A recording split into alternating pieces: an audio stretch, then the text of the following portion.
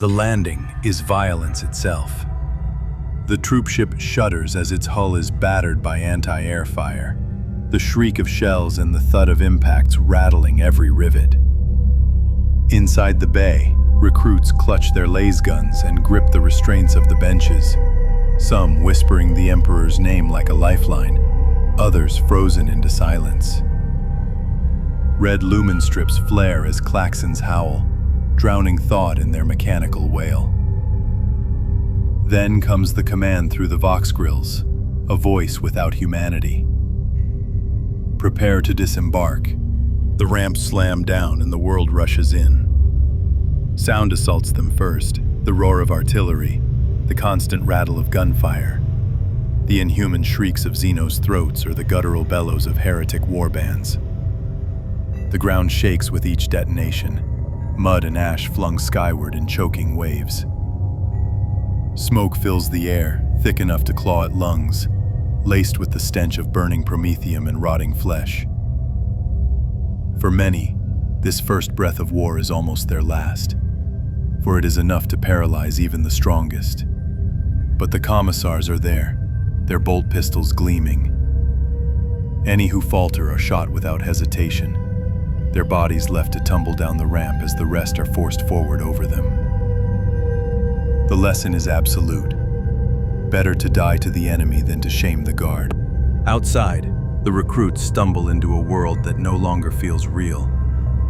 The sky is black with smoke, pierced only by the flare of explosions and the burning trails of descending drop pods.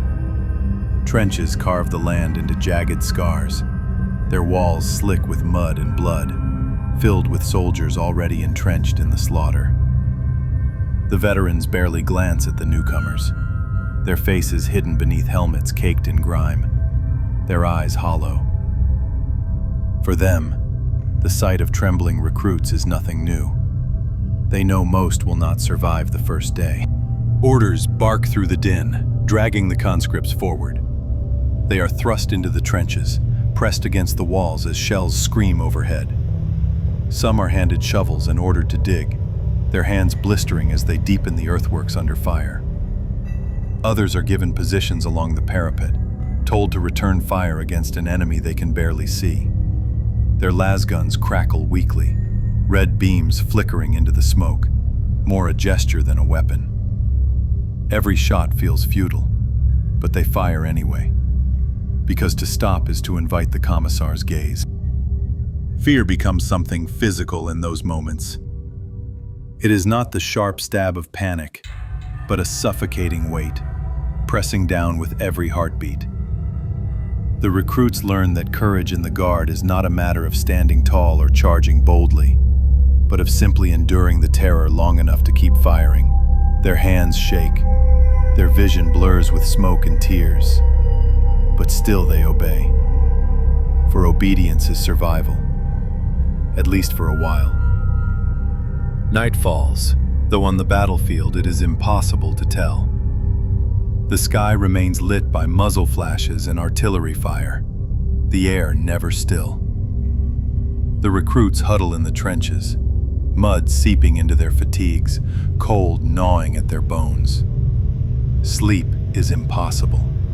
The cries of the wounded echo through the dark, joined by the droning of Medicae servitors dragging corpses away for disposal. Some recruits whisper to each other, clutching scraps of memory like talismans. A sister's smile, a father's voice, the scent of bread long forgotten. These fragments are all that remain of who they once were. But even they begin to fade as the hours stretch on, and the war refuses to relent. The first true charge comes at dawn. Whistles shriek, orders thunder, and the recruits are driven over the top of the trenches into no man's land. The ground is a hellscape of craters and barbed wire, slick with rain and blood.